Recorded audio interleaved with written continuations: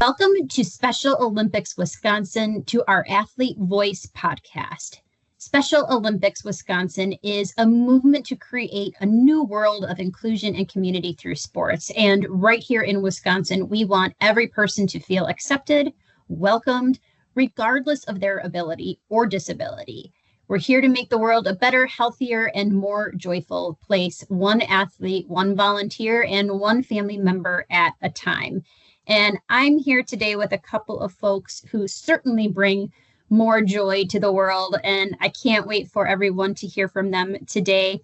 Ed, my fantastic co-host, why don't you say hello and help me welcome our guest? Hi, this is Joey Meyer. And hi, Joey. How's it going? Going good. And Joey, are you doing basketball, or what are you doing? What are you doing for a sport this spring? Yeah, I'm doing basketball. I want to make sure that I'm stay healthy. I guess it would be the best thing to look at it is, I just want to make sure I stay healthy just so I can keep playing. But yeah, I'm really excited for the competition and stuff and the people I'll be playing against. I got friends from all over the state. So the teams like from Nina and stuff that I'll be playing against, one of the guys is like, "Hey, I think we're playing against your team." Line. Yep.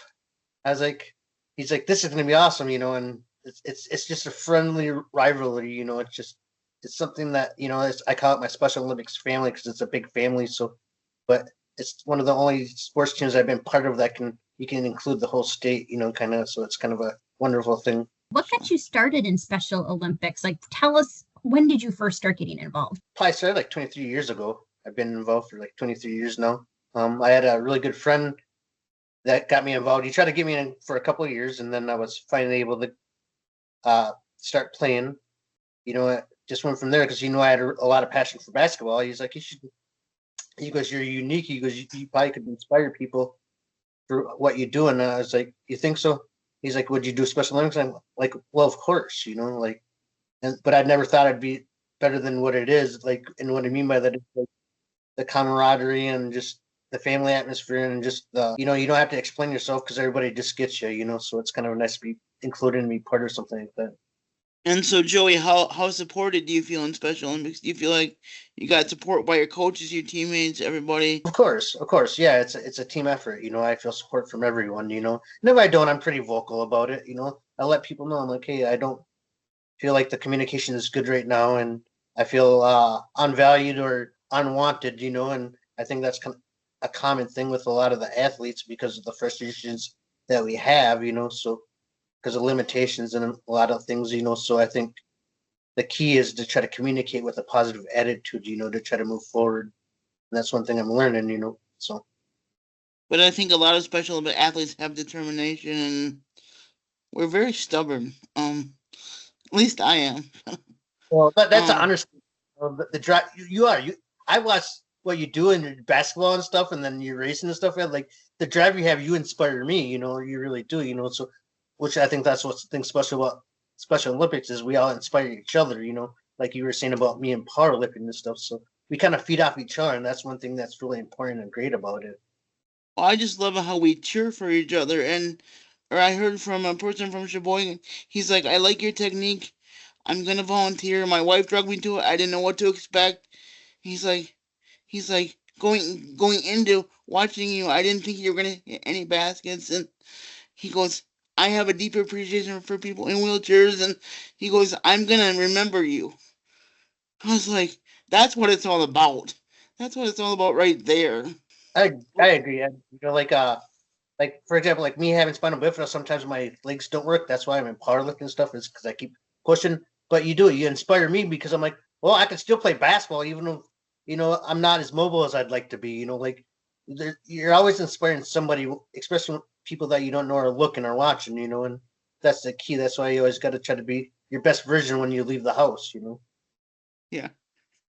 And I have watched you do your powerlifting. It was a joy to see you compete at Summer Games, Joey. I mean, it was fierce. What kind of pressure do you put on yourself to just to compete at that level and then just to keep getting better? First and foremost is to inspire other people that, like Ed was saying, that think they can't.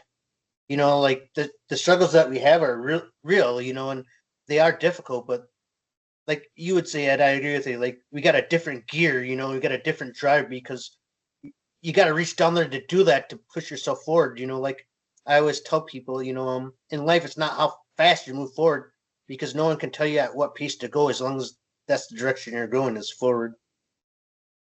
You know, That's um, amazing.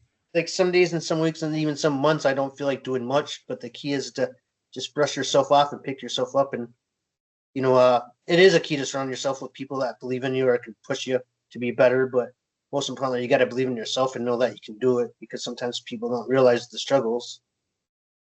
And then society, the mainstream society can put a label on you or get you down. So then you have to sometimes you have to go to your special needs family to get your support or what you need. So because societies can be very not so nice. Very much so, yeah. Because it's miscommunication and misunderstanding that, like one thing I'm learning, especially through my job, is, I get sensitive, so I overreact. I take things personal real quick sometimes, depending. One thing I've learned, especially on things that I'm really passionate about. So then when I get upset or angry because I'm expecting them to know that I'm passionate or I like it, the problem is I'm not understanding what they're feeling or thinking either, though. It's like a two-way street. So it's like I expect them to understand what an autistic person feels like, but what if they're not autistic? How are they supposed to really understand then? Just like I'm not normal hypothetically because I'm on the spectrum. So how am I supposed to understand what a normal person is thinking? That is a good lesson, I think, for all of us to just sit with for a bit. That when you're having a conversation with someone, to just take a pause and try to understand what is it that is motivating them, or what is it that they're trying to help communicate. Because if we just have a little bit of mutual patience, then you might really walk away from that conversation not only feeling okay yourself, but learning something from the other person. Yeah, we can both learn from each other, and then there won't be such a gap in between a misunderstanding and going, they don't get me, because when we're frustrated, our emotions are heightened. The best way I could explain it to somebody once is like, well, what's the difference? Don't we all have emotions? I'm like, yeah, but my emotion no meter's like broke. It goes from 0 to 100, and there isn't no break. I go, there isn't no thought process. It's just there.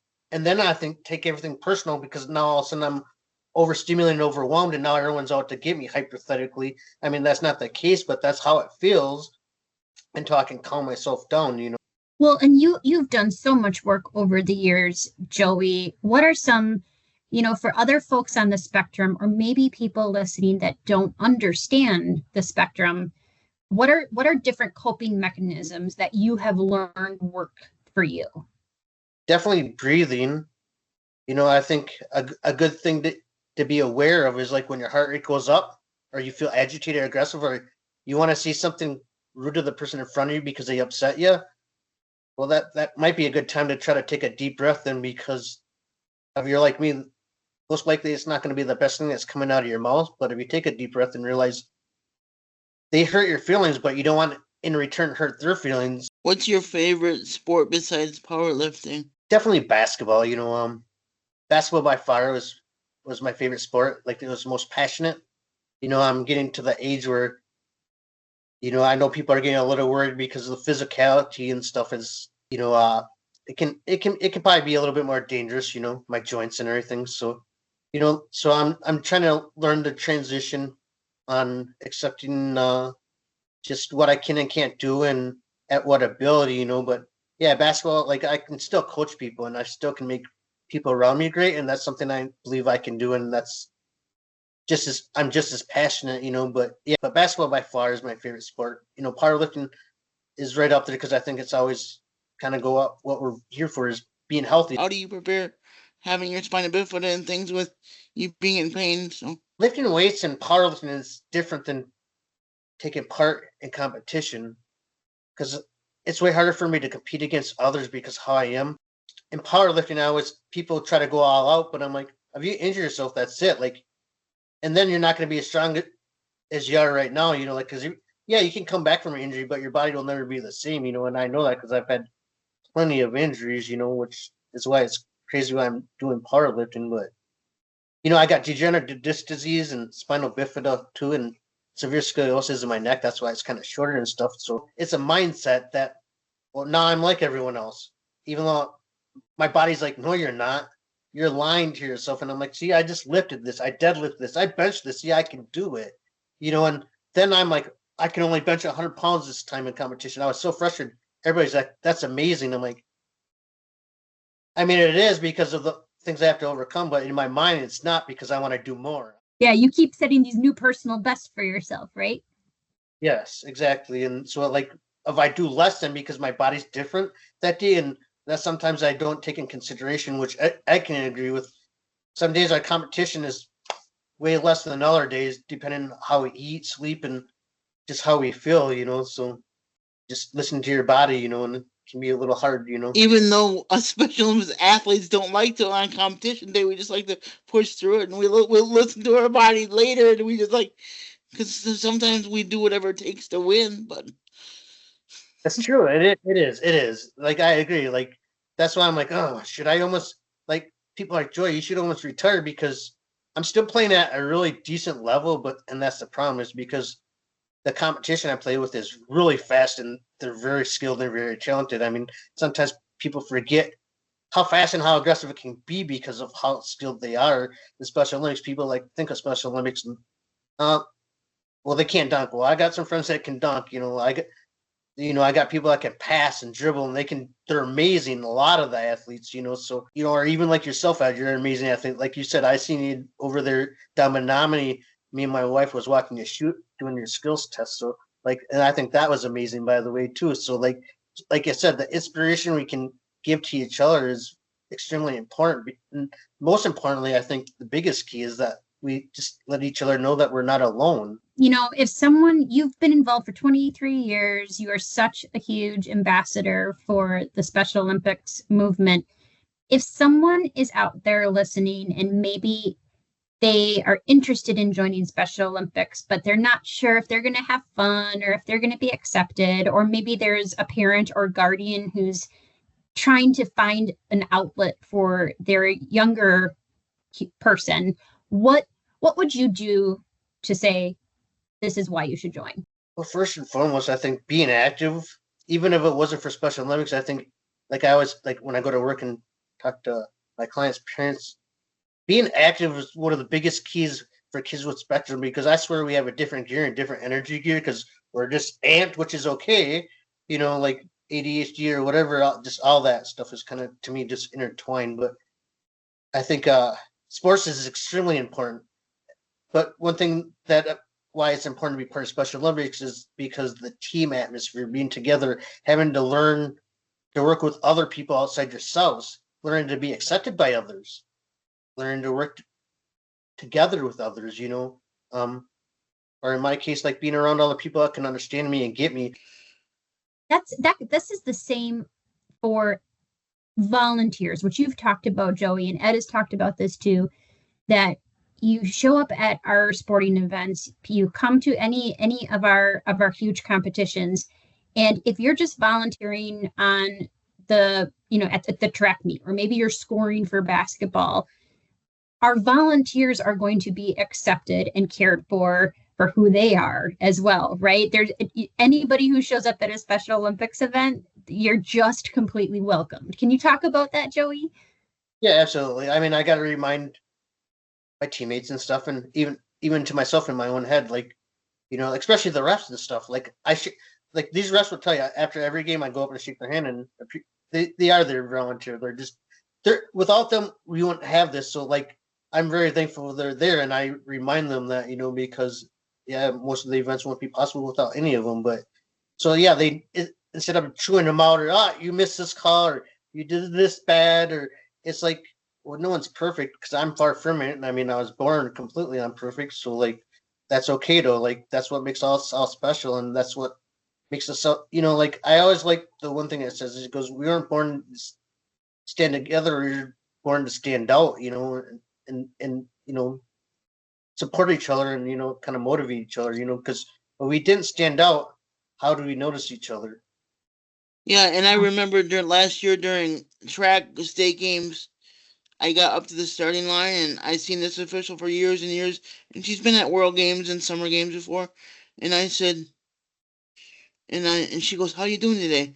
And I said, "Thank you for doing what you're doing." She's like, "That was so sweet of you to say. No one's ever said that." And this was like 2 seconds before my race, and I thought she was about ready to cry. I'm like, Mm. but I just wanted to get that quick thank you in there because it does mean a lot. Because these volunteers, without them, we would not be where we are at. Well, and speaking of that, we have a lot of competitions coming up this spring, heading into summer games in June. So, as Joey and Ed are talking about, if you just go on to our social media pages or you go to specialolympicswisconsin.org, it's a massive opportunity that you can sign up your friends, you can sign up your family. My children come and volunteer at every event, and I think it's just such an awesome opportunity for people to start getting involved, and then they get to see this firsthand, right, Joey? Yes, absolutely. I think it like most people that I've actually talked to even volunteering, like when I volunteered, like they do more than because they realize how much of it really is life changing just because it makes you have more appreciation for your community, makes you help you understand your community better, and then it also makes you more involved and makes you feel part of your community. So acceptance is important for everyone, not just people in special needs, I think, but for even people that are volunteering because everyone wants to feel valid and feel important and feel like they're needed somewhere. And I mean, and definitely volunteers are definitely needed in Special Olympics because, like I said, without them, none of the events are even possible. And Joey, here comes a tough question because I'm always known for the tough questions. But over the years, you being involved, how have you grown as a person dealing with your spina bifida? How has it helped you grow as a person? When I was born, and something you didn't know, I was born almost like 3 months early, so I weighed 2 pounds 11 ounces. So Well, I remember, I only weighed 3.8, so I was right behind you. Not too far, but right behind you. and it was interesting. Is my heartbeat was only 4 beats a minute for the first 2.5 weeks. Did you know they say that under 16 beats a minute that they consider that flatline for birth, and then they start doing CPR? But mine was it. I wouldn't believe it. It wasn't in my medical file. So they did severe open heart surgery. So my left lat is cut in half to go through my rib cage, just to go to my right side because my heart's on the right side of my body. I forgot what they call that, but it's in less than 1% of humans. Well, So Joey, with everything you went through from your birth story to all of the challenges you've overcome, you are a total miracle, and you are one of our miracles at Special Olympics Wisconsin. We're so grateful for you. Just as a veteran of Special Olympics Wisconsin, you've participated for so long. We're so grateful that you continue to be an ambassador for us, and you continue to encourage not only your teammates, but you just encourage everyone, and we're so grateful for you. We've come up with a new term lately about superpower. What do you think Joey's superpower is, Addie? What do we think Joey's superpower is? I think Joey's superpower is patience. I know you don't always think it sometimes, Joey, but I think you have figured out how to use all your coping mechanisms, how to lead by example, and I think patience is your superpower. What do you think your superpower is, Joey? Being compassionate, being empathy. I think my job's taught me a lot on just being patient. Like people trip out when I'm not sure if Ed knows what I do for work, but I work at this place called Dreamship in Cameron, and I'm not sure if you guys are aware. But there's a place in Eau Claire too but I'm a behavioral tech, so I work with kids that are autistic and have cognitive delays. And it's like a key is because it's really relatable, the mood swings and everything. So I think they call it the antecedent, which is before the behavioral occurs. And so then they call it antecedent manipulations, which means that if I see something coming, I can kind of turn it so they don't get triggered, basically. So, and I've done that for like a year now, and I love it. So, like, I've learned a lot of patience from the kids I work with, and they've taught me a lot. Like, I might teach them a lot, but I learned a lot from them, and I just want them, and I try to recruit some of the kids there for Special Olympics because I tell the parents, not just tell the kids, but that Special Olympics has done a lot for me, because it does put my energy out, especially with my ADHD and stuff. Like, I can pour myself into something, and you be different, especially when you're a part of something and feel the acceptance and have the camaraderie, and then just meeting great people like you guys and stuff. It is life changing. Has any of your kids that you work with ever come to any of your competitions just to watch you and see you? Well, actually, that's funny. One of my clients' brothers on my basketball team, actually. So, Oh, fantastic! yeah, he got to see it. He sat on the bleachers and got to see me. So he's like, and that's kind of interesting. You talk about superhero because like one of my bosses at work gave me one of the best compliments in the world, and I mean, it made my head pretty big. But like all the kids, so I do one-on-one, but all the kids always want to be with me. It's like winning the lottery when they get to hang out with me and learn with me. And one of these like, Joe, you're like superhero status with these kids. And I love it. Compliment I've ever had, I'm telling you, like, because I love like superheroes. I like I got a Transformer shirt on right now. Like I'm all about that, like Ninja Turtles and stuff. But I've been like that my whole life. But now I get to pour that into my work and stuff. So it's just I get to bring my toys from home that I've had in my closet for years. I bring them to work and play with them with the kids. It's a lot of fun. But I also tell them how important it is to learn and to read and stuff, because like my barriers with reading and stuff, I struggle a lot. So like the older kids, 8 and 9, they can probably read better than me, like quicker, and they understand what they're reading. But that's what my job changes. They don't care. Like they like the fact that I'm trying with them and stuff. So sometimes people got to overcome their fears to know that if they can inspire the people around them, their fears ain't so much fears anymore. Just like some of the kids at my work will mimic me, and I came home from work and I'm like, kids are kind of shrugging their shoulders with a short neck because I have a short neck. I go, that really makes me sensitive. She's like, Joe, they go, you flatter them. I'm like, wait, right. This is a different part of my life I never experienced. So sometimes when you get self-conscious and you think people are making fun of you, maybe they're just flattered. They're just looking up to you, right? I didn't realize that. So like I said, my job's really changed my perspective. Like I never in my whole life ever thought people would be like that because they want to, so it changes your perspective of things in life and how people view you, sometimes because, yeah, for most of my life being on the spectrum, it was like a curse because my reading and everything. But now it completely changed because now I can work with kids that I can completely relate and I can help. So maybe some of the struggles I had throughout my life, I can make sure that they don't have. Or, I mean, there's a wonderful team there. It's not just about me at all, but like the workers that they have there and the bosses, like people never heard of Dreamship. They should definitely look into it because I think it is life changing for kids that are on the spectrum and stuff because it helps them kind of control their behavior so they can do things more calmer and stuff. Just like Special Olympics, to me they're hand in hand. But Special Olympics is the same thing as when you're a part of something. It's life changing. You can pour yourself. You'll see a different part of somebody that you might not know that was there. Well, I definitely give more than I definitely get more than I give. I give a lot, but I definitely get a lot too, and it makes me, I might be having a bad day, but then it humbles me back down or makes me feel good that I'm doing what I do, it brings me back in perspective sometimes. Yes, I agree.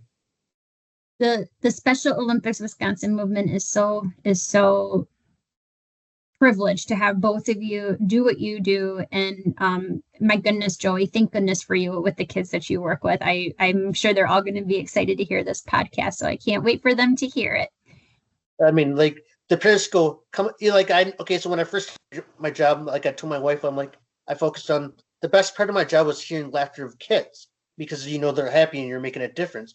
I never realized when kids hum and serenade, they're happy too. They sing. Kids sing when they're happy. They hum and tell you all kinds of things. Just like, but to have the parents go, you're my kid's favorite tech. Like, just the acceptance in that alone is just life changing to me. So like, I love it.